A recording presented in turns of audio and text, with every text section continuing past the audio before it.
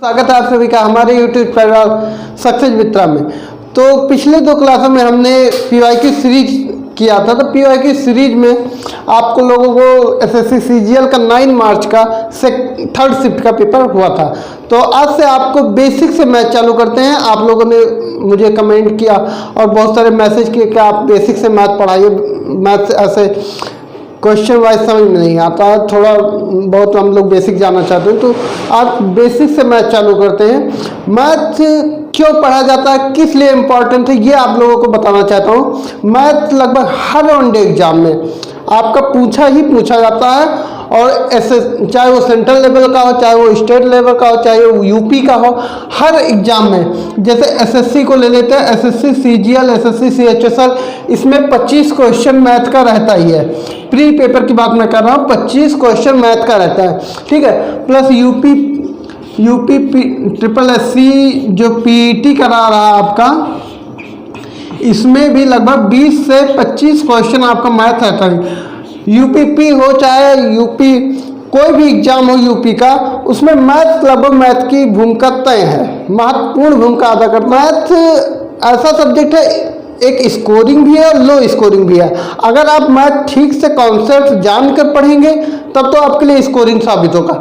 लेकिन अगर आप लोग कॉन्सेप्ट को नहीं जानेंगे और वैसे पढ़ते चले जाएंगे, ट्रिक से पढ़ेंगे, तो वो पेपर में आपका मदद नहीं करेगा और पेपर में आपका टाइम खराब करने के अलावा और कुछ नहीं होगा। और टाइम जैसे जैसे बीतता जाता है मैथ में मैथ सबसे ज़्यादा टाइम खाता है पेपर में। ये आप लोगों को पता होगा कि आप लोग मैथ में अगर नहीं आता, कॉन्सेप्ट नहीं आता, अगर जीएस ऐसा सब्जेक्ट है कि जीएस में अगर आपको नहीं आता तो नहीं आएगा, वो आप आगे बढ़ जाते हैं। लेकिन मैथ ऐसा है कि मैथ में आते हुए भी अगर सही तरीके से ना आए, अगर वो सवाल एक दो बार गलत हो गया आप लोगों को, तो आप लोग उस पर लगे रहते हैं और टाइम बेकार करने के अलावा कुछ नहीं करते हैं। तो इसीलिए मैथ को सही ढंग से हम लोग सीखेंगे पूरा बेसिक से। तो इसीलिए आज से बेसिक मैथ स्टार्ट करते हैं, की शुरुआत करते हैं। मैथ की शुरुआत यहाँ से करते हैं। मैथ आपको कैसे पढ़ाएंगे इसको भी बताएंगे। और मैथ की शुरुआत, मैथ को हम दो भागों में बांटते हैं। जैसे स्टडी की दृष्टि से, जैसे हमको पढ़ना कैसे है, इसके हिसाब से दो भागों में बांटते हैं। एक अर्थमेटिक है, अर्थमेटिक यानी अंकगणित, अंकगणित,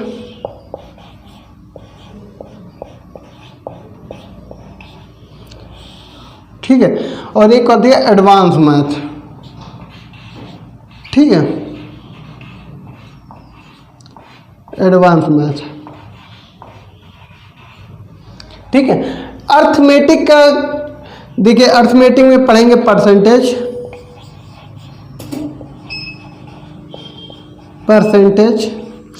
profit and loss, profit and loss, ठीक है। और एडवांस मैथ में ये और सारे चैप्टर चलेंगे, जैसे साधारण ब्याज, चक्रवृद्धि ब्याज, simple interest and compound interest, ठीक है। वर्क एंड वेजेज, कार्य एवं समय, वर्क और वेजेज, ठीक है। अब कार्य समय, समय दूरी इत्यादि चैप्टर ऐसे चलते जाएंगे। और एडवांस मैथ में हम लोग पढ़ेंगे पहले अलजेब्रा से शुरुआत करेंगे। अलजेब्रा, ट्रिग्नोमेट्री,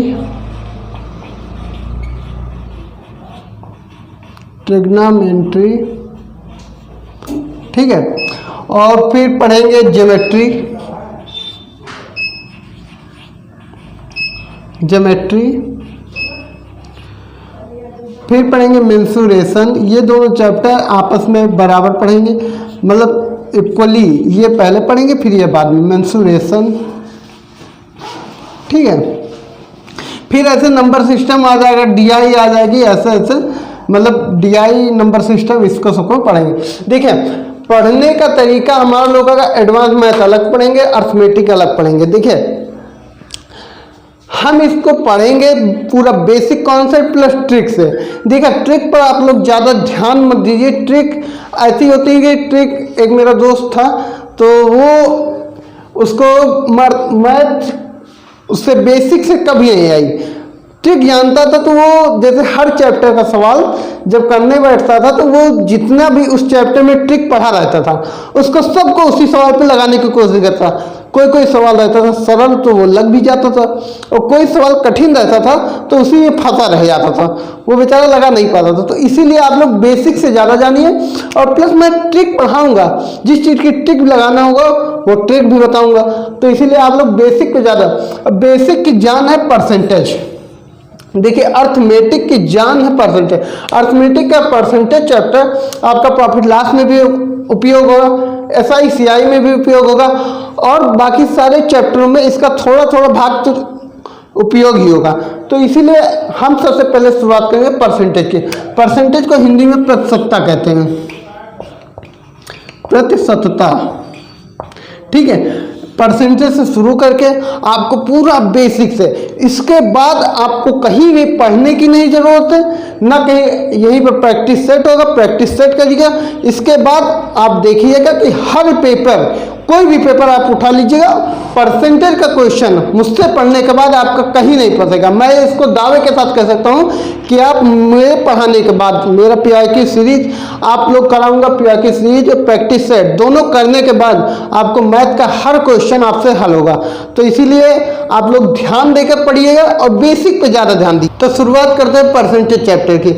परसेंटेज देखिए ये एक बेस चैप्टर है, आपके हर एग्जाम में इसका सवाल भी रहता है, इससे रिलेटेड और जितने टॉपिक हैं उसका भी सवाल रहता है। तो इसीलिए इसको पढ़ना अच्छी तरीके से बहुत ज़रूरी है। तो अच्छे ढंग से पढ़ने के लिए आपको बेसिक चीज़ें भी बताऊंगा, ट्रिक भी बताऊंगा। बेसिक चीज़ें से आप लोग बहुत कुछ सॉल्व कर सकते हैं, जैसे सवाल नए बन के आए उसको भी, और ट्रिक इतनी रहेगी कि ट्रिक केवल एक पर्टिकुलर सवाल पर आपको सॉल्व कराएगी, लेकिन आपको परसेंटेज जो बेसिक में पढ़ाऊंगा वो आपको हर क्वेश्चन को लगाने का तरीका भी बताइए। तो परसेंटेज परसेंटेम से बना है, परसेंटेम का को तोड़ते हैं तो पर प्लस सेंटम। ठीक है, पर मतलब प्रति होता है और सेंटम मतलब 100 होता है, 100। ठीक है, जब कोई चीज 100 में नापी जाए तो उसे परसेंटेज कहते हैं। जैसे आपसे कोई आपका नंबर पूछे कि आपने हाई स्कूल में कितने मार्क्स प्राप्त किए, तो आप बताएंगे कि मैंने 600 में 480 प्राप्त किए। ठीक है, तो वो आपसे पूछेगा कितने परसेंट प्राप्त किए, तो वो आपको 600 में नहीं पूछा, परसेंटेज अगर पूछा है तो 100 में कितने प्राप्त किए। तो इसी को अगर 6 से हम भाग दे दें, 6 से इधर भी भाग दे दें, 6 से इधर तो 100 आ जाएगा। ठीक है, और इधर 6 से भाग देंगे तो 80 आ जाएगा, यानी 100 में 80 यानी 80% नंबर प्राप्त किए। समझ में आ गया होगा कि कोई चीज अगर 100 में नापी जाए तो आप ये कह सकते हैं कि 100 में नापा जाए तो आप कह सकते हैं परसेंटेज वैल्यू है। ठीक है, तो इसी तरह काम आएगा आपका परसेंटेज। देखिए अब आगे चल के, जैसे 100 में, जैसे आपका बता रहा है कि 600 में आपने 480 प्राप्त किए। ठीक है, तो आप एक में कितना प्राप्त किए, 480, एक एक नियम आप लोग पढ़े होंगे, तो अपन 600। ये एक जो है ये भिन्नात्मक है, फ्रैक्शन वैल्यू, भिन्न वैल्यू है। ठीक है, फ्रैक्शन। ठीक है, ये 480 60 से काटेंगे, 60 दशमलव 60 अट्ठे। ठीक है, फिर से काट देते हैं तो ये दो से फिर से काटते हैं तो 2 चौक 8, 2 पंचे 10, यानी 4/5, यानी एक में 4/5। अब 100 में तो 100 से इसी को गुणा कर देंगे, 4/5 गुणे 100, 5 विषम से 20 चौक 80।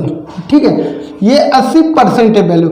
अब देखिए इसको करने का अर्थ है, जैसा कि हमने बताया था कि हर चीज से हम निष्कर्ष निकालेंगे। तो ये हो गया आपका परसेंटेज वैल्यू। ठीक है, तो इससे निष्कर्ष क्या निकलता है कि अगर हमको फ्रैक्शन वैल्यू का परसेंटेज में चेंज करना है तो 100 से गुणा करेंगे, अगर परसेंटेज वैल्यू को फ्रैक्शन में चेंज करना है तो 100 से भाग देंगे। ठीक है, यदि फ्रैक्शन वैल्यू को हमको परसेंटेज में चेंज करना है तो 100 से गुणा करेंगे, और परसेंटेज वैल्यू को आपको फ्रैक्शन में चेंज करना है तो 100 से भाग देंगे। ठीक है, तो हमने क्या सीखा कि 1 के रिस्पेक्ट में 1 के रिस्पेक्ट में कोई वैल्यू जब ज्ञात होती है तो फ्रैक्शन होती है। ठीक है, 1 के रिस्पेक्ट में कोई वैल्यू ज्ञात होती है तो वो फ्रैक्शन वैल्यू होती है, और यही वैल्यू अगर 100 के रिस्पेक्ट में ज्ञात की जाए तो परसेंटेज वैल्यू होती है। 100 के रिस्पेक्ट में ज्ञात की जाए तो वो परसेंटेज वैल्यू। आप लोग समझ नहीं पाए होंगे, लेकिन एक बार फिर से समझाने की हम कोशिश करते हैं। जैसे आप कोई भी इंसान है तो आप पूछेंगे, जैसे हाई स्कूल या इंटर में ले लेते हैं। इंटर में 500 में अगर कोई बच्चा 300 नंबर पाया है, ठीक है, 300 नंबर, तो आप उससे पूछेंगे कि आप 1 में कितना पाए, तो 1 में हो जाएगा 300/500। ठीक है, बराबर 2 जीरो से इधर 2 जीरो कटेगा, 3/5। जब कोई वैल्यू 1 के रिस्पेक्ट में निकाली जाती है, यही एक नियम है। जब 500 में 300 पाए तो 1 में निकालना हो तो अपान में ले जाते हैं। ठीक है, तो 3/5 ये फ्रैक्शन वैल्यू है। ठीक है, ये फ्रैक्शन वैल्यू का बहुत बड़ा उपयोग है। आपको बताऊंगा फ्रैक्शन वैल्यू का, ये परसेंटेज को फ्रैक्शन में बदलना है, इसका बहुत बड़ा उपयोग है। और जब यही वैल्यू अगर 100 में ज्ञात करनी हो, 100 में आपको कि 100 में कितना पाए, तो 3/5 इंटू 100। ठीक है, 5 विषम 100, 20 60, तब इसके आगे परसेंटेज लगा देंगे और ये परसेंटेज वैल्यू हो गई। ठीक है, अब इससे निष्कर्ष निकालते हैं। निष्कर्ष ये निकलता है, जब हम 1 के रिस्पेक्ट में ज्ञात करते हैं तो फ्रैक्शन वैल्यू निकलती है, जब हम 100 के रिस्पेक्ट में ज्ञात करते हैं तो परसेंटेज वैल्यू। अब हमको परसेंटेज को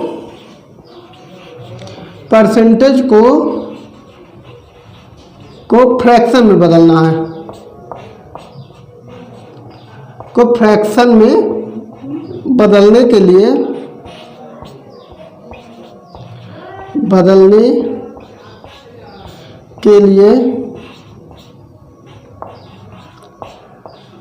लिए 100 से भाग देते हैं। ठीक है, इसको नोट कर लीजिए आप लोग, तो समझाता हूँ। भाग देते हैं। ठीक है, अब फ्रैक्शन को परसेंटेज में बदलने के लिए, फ्रैक्शन मतलब भिन्न होता है, आप लोग ध्यान रखिएगा। भिन्न को परसेंटेज में बदलने के लिए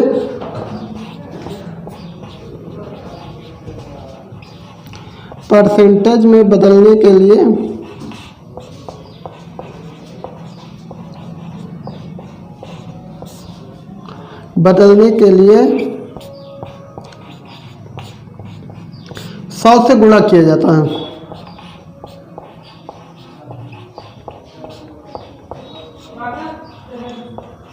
सौ से गुणा, इसको नोट बना के आप लोग लिख लीजिए। तब इसका, जैसे ये 3/5 आपका फ्रैक्शन वैल्यू है, ये 3/5 आपका फ्रैक्शन वैल्यू।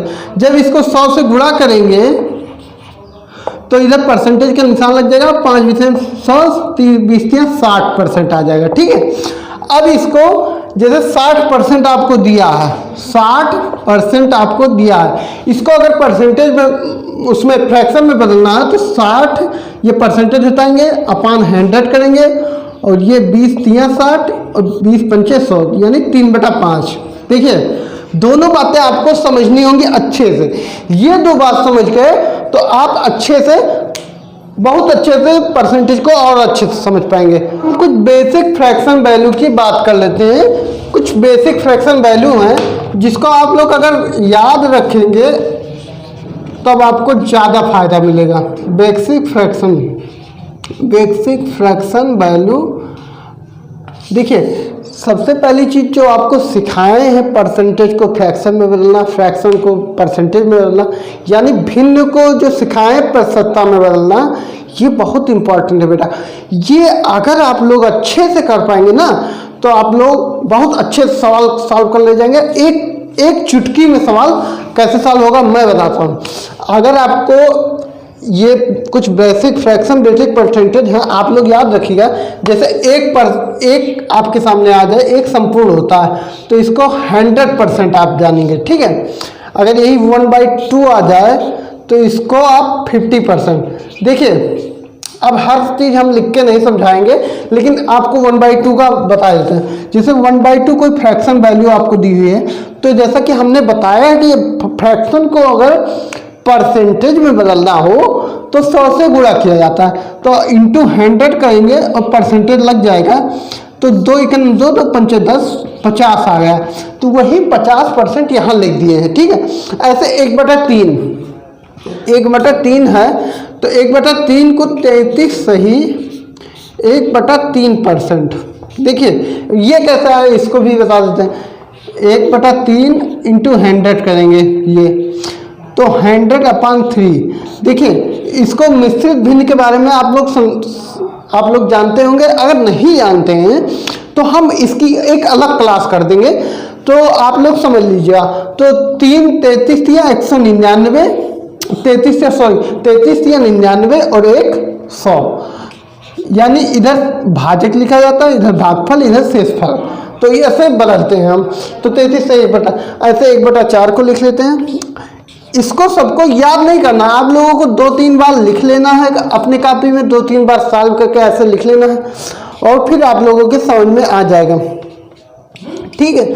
जैसे हम नहीं याद किए हैं वैसे तो आप भी ना याद करिएगा, याद करने में बड़ा टाइम लगता है। 16 2/3, देखिए ये 1/7 होगा, 14 सही 2/7, ठीक है। ये सब आप लोगों के लिए बहुत जरूरी है, ये सब याद करना आप लोगों की रामबाण साबित होगा। आप लोग अभी इसका मतलब नहीं समझते होंगे, लेकिन आप लोग याद कर लीजिए एक बार, बाद में इसको उपयोग बताऊंगा। जैसे आपको कोई कह दिया कि 800 का 12.5%, तो 800 का 12.5% आपको निकालना है। 800 का 12.5%, ठीक है, कितना होगा। तो अब आप 800, आप अगर वैसे नहीं पढ़े हैं, आप अगर इसको निकालना नहीं जानते हैं, तो आप किस तरह करेंगे। 800 का मतलब गुणा होता है, और 12.5 25/2, और परसेंटेज हटाएंगे तो नीचे 100 आ जाएगा, ठीक है। 25 एकम 25, 25 चौका 100, 4 दूनी 8, 100 ऐसे आया। 100 आंसर तो आ गया, आंसर आ जाएगा। लेकिन आप अगर 12.5% का 1/8 जानते हैं, तो 800 का 1/8 ऐसे सीधे निकाल के और सीधे 100 बता देंगे कि 100 आएगा आंसर, ठीक है। तो ये फायदा होता है परसेंटेज को अगर भिन्न में निकालना हम सीख गए तो ये 1/8, ठीक है। ज़्यादातर बच्चों को इसमें कन्फ्यूजन रहता है 1/9 और 1/11 में। तो अगर यहाँ नीचे 9 है तो ऊपर यहाँ इस साइड में 11 होगा, ठीक है। और 1/10 का होगा, लाइन से लिखते हैं तब 1/11 का भी समझ लें। और 1/11 जो है, अगर 11 नीचे है तो 9 इधर आएगा और 11 नीचे होगा, ठीक है। आपको ज़्यादा कुछ नहीं करना, आपको एक बार करके लिख लेना है 2-3 बार, बस आपको एकदम से रट जाएगा। और फिर हम सवाल करेंगे ना, सवाल में जब इसको उपयोग करेंगे तब आपको और अच्छे ढंग से समझ में आएगा। 1/12, 1/13, 1/14, तो 1/12 को ऐसे कर लेते हैं, तो 1/12 वैसे हम जानते हैं 8 सही 1/3 शायद आएगा, तो कर लेते हैं एक बार, देख लेते हैं। 4 3, हाँ 8 से 1/3 ही आएगा। देखिए ऐसे आप 1-2 बार लिख लेंगे ना तो आ जाएगा। देखिए 8 से 1/3 कैसे आया, तो 4 3 12 और 4 25, 25/3 आया। 25/3 परसेंटेज, 3 8 24, 8 सही 1/3%, ठीक है। अब ये 1/13, 13 7 91, 7 सही 1/13, 9/13 सॉरी 9/13, 13 7 91 100, ठीक है। जैसे 1/13 है, इसको अगर 100 से गुणा करेंगे तब परसेंटेज में बदलेगा, ठीक है, परसेंटेज में। तो 100/13 को अगर हम भाग देंगे तो 13 7 91, भागफल यहाँ, भाजक यहाँ, 13 7 91, शेष कितना बचा 9, ठीक है। तो ऐसे सब 1/14 हम लिख के तब आप, तो देखिए हमने 13 तक आपको बता दिया था, फिर 1/14 को ऐसे आप लोग लिख के एक बार बदल के देखिएगा, बदल के देख लीजिए। 2 सत्ते 14, 2 50, 2 पचीस 100, अब देखिए 50/7 है, ठीक है। ये परसेंटेज वैल्यू है, ऐसे भी लिख सकते हैं, लेकिन ऐसे लिखना ठीक नहीं है, क्योंकि जिसमें अंश बड़ा होता है तो उसको भाग देकर लिखते हैं। 7 सत्ता 49, 7 सही 1/7%, ठीक है। ऐसे सब कुछ करके आप लोग ऐसे यहाँ तक देख लेंगे। देखिए ये बहुत ज़्यादा इम्पॉर्टेंट है, ये भी बहुत ज़्यादा, ये भी बहुत ज़्यादा इम्पॉर्टेंट, सारे इम्पॉर्टेंट जो आपको फ्रैक्शन से परसेंटेज में बदलना सिखाया है, इस सब का उपयोग करके आपको दिखाऊंगा। और एक एक सवाल जैसे आपको लगेगा 5 सेकंड 10 सेकंड सॉल्व करते, वो भी आपको, अब आप ये सब बदलना हमें लगता है आप लोग सीख गए होंगे। तो ये सब सीख गए हैं, तो आपको इसका उपयोग अब जरा बता देता हूँ। जैसे आप लोगों के लिए जैसे आया, जैसे हम लेते हैं 3/5, ठीक है। 3/5 को परसेंटेज में बदलना है, ठीक है। तो आप कैसे बदलेंगे, हम छोड़ो ये सब रटा हो चाहे नहीं, आप 100 से भाग दे के बदल सकते हैं, ठीक है। ये 100 से भाग दिए, ये 20 या 60 आ गया, ठीक है। अब जैसे हमको पता है, अब इसके बेस वैल्यू को पकड़ते हैं 5 को। 1/5 का फ्रैक्शन वैल्यू हमको अगर याद होगा तो 1/5 का क्या है 20%, ये देखिए 20%। तो 1/5 का 20%, तो इसको अगर 3 से हम गुणा करेंगे तो इधर 3 आ जाएगा, इधर 3 से गुणा करेंगे 60%, ठीक है। ये देखिए आप कितनी आसानी से कर ले जाना। अब जैसे आपको पता होगा कि लेते हैं 6 4, ठीक है। तो ले लेते हैं 7/13, ठीक है। 7/13 को ले लेते हैं, ठीक है। अब इसको 100 से गुणा करेंगे तब परसेंटेज में बदल जाएगा, तो 700/13, ठीक है।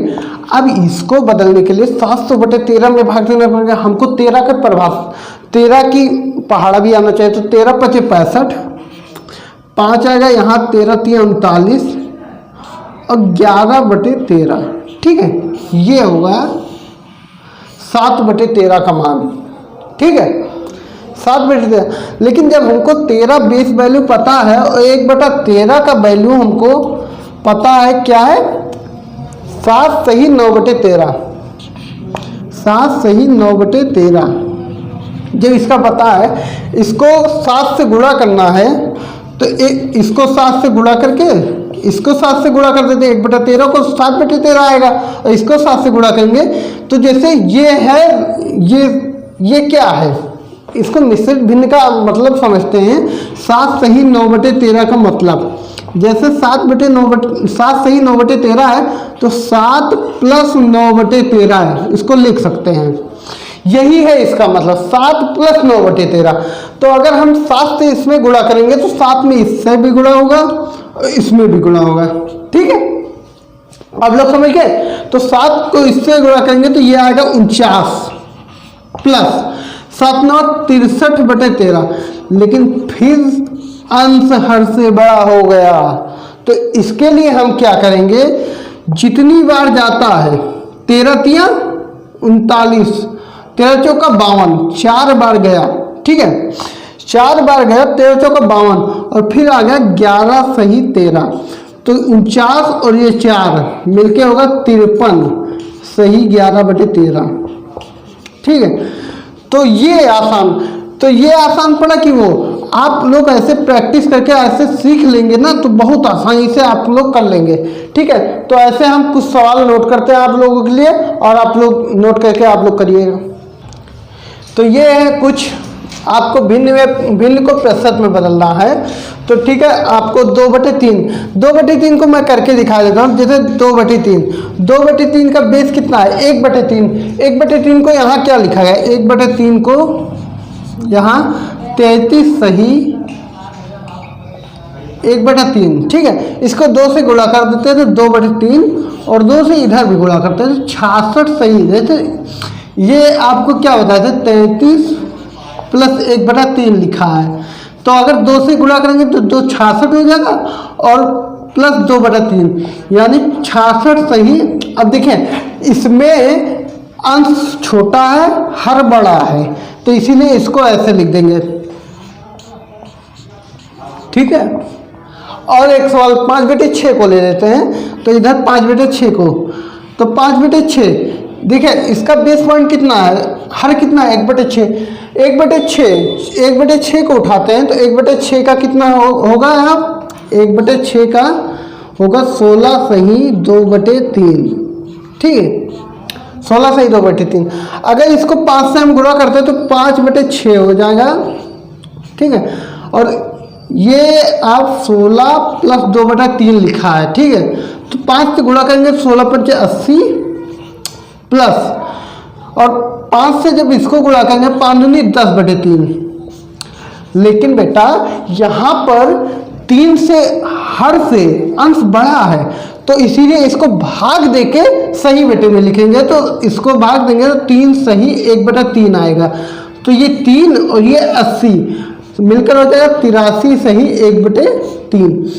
तो अब हमें उम्मीद है कि आपको ये समझ में आ गया होगा। अगर नहीं समझ में आएगा तो एक सवाल और देखते हैं, 4/7, जैसे यहाँ पर लिख लेते हैं 4/7, इसका आधार क्या है 7, 7 को यहाँ से पकड़ते हैं तो इसमें 1/7 को क्या लिखा जाए 14 सही 2/7, 1/7 को 14 सही 2/7, ठीक है। अब इसको 4 से गुणा करते हैं तो 4/7 हो जाएगा इधर, और इधर गुणा करेंगे तो 14 चौका 56, ठीक है, प्लस 2/7 को 4 से गुणा करेंगे 4 दूनी 8, 8/7। देखिए बच्चों इसमें भी अंश हर से बड़ा है, तो इसको करेंगे 7 के 7, 1/7 यानी 57 सही 56 और 57 सही 1/7 परसेंटेज, ठीक है। ये इतना आप लोग सीख जाएंगे तो ऐसा लगेगा जैसे आपको कोई पूछा कि जैसे आप रुकिए हम बताते हैं, यहाँ पे बता देते हैं कि यहाँ पे जैसे आपसे कोई पूछा 700 का 57 सही 7% कितना होगा, 57 सही 1/7% कितना होगा। अब आपसे ये कोई पूछा, अब आप इसका मान तो जानते नहीं होंगे, इसको अगर गुणा करने में बात की तो बहुत टाइम जाएगा आपका, बहुत ज़्यादा टाइम। और अगर आप 57 से 1/7 देखें तो यहाँ इसको जानते हैं कि 4/7 मान है, तो 700 गुणे 4/7 ऐसे तुरंत लिख के और 400 आंसर तुरंत बता देंगे। तो इसीलिए इसका बड़ा महत्व है बेटा, और ये अगर आप लोग सीख गए ना तो पूरी परसेंटेज आप लोग सीख जाएंगे। तो आज के लिए बस इतना ही रखते हैं, और ये होमवर्क में दिया है, इसको आप कमेंट सेक्शन में ज़रूर बताइएगा और आप पढ़ते रहिए। आप अगर अपने अंदर पढ़ाई का दीपक अगर जलाते रहेंगे तो मैं रोज़ थोड़ा थोड़ा तेल उसमें डालकर आपके दीपक को हमेशा से उज्ज्वलित करता रहूँगा, प्रज्वलित रहेगा आपका दीपक। तो हमेशा से आपको जितना पढ़ाया जाए उतने का रिवीजन करिए, नोट्स बनाइए, ये नोट्स बहुत काम आएगा बेटा। अच्छे अच्छे कोचिंग वाले पेड कोर्स में इसका 15-15, 20-20 हज़ार रुपये फीस लेते हैं इसी पढ़ाने का, और यही आपके लिए फ्री आया है, तो इसका आप उपयोग करिए और ज़्यादा से ज़्यादा बच्चों तक पहुँचाइए। और अगर आपको हमारी वीडियो अच्छी लगे तो लाइक कर दीजिए और सब्सक्राइब भी कर दीजिए। अगर आपको अच्छा लगे आपकी मर्जी, वैसे मैं कोई जोर नहीं डालता, आपको अच्छा लगेगा तो आप सब्सक्राइब करेंगे ही, ये मैं जानता हूँ। तो आप लोग इतना रिवीजन करके आइएगा, इस सब का मुझे आंसर कमेंट में दीजिएगा, कमेंट जरूर किया करिए। कमेंट करने से ये होता है कि हाँ मुझे प्रोत्साहन मिलता कि हाँ मेरे बच्चे इतना पढ़ते तो हैं, तो कमेंट जरूर करिए आप प्यारे। और बस ठीक है, इतना आज के लिए, और आगे अगली क्लास में हम लोग बहुत अच्छा कंसेप्ट सीखेंगे। तो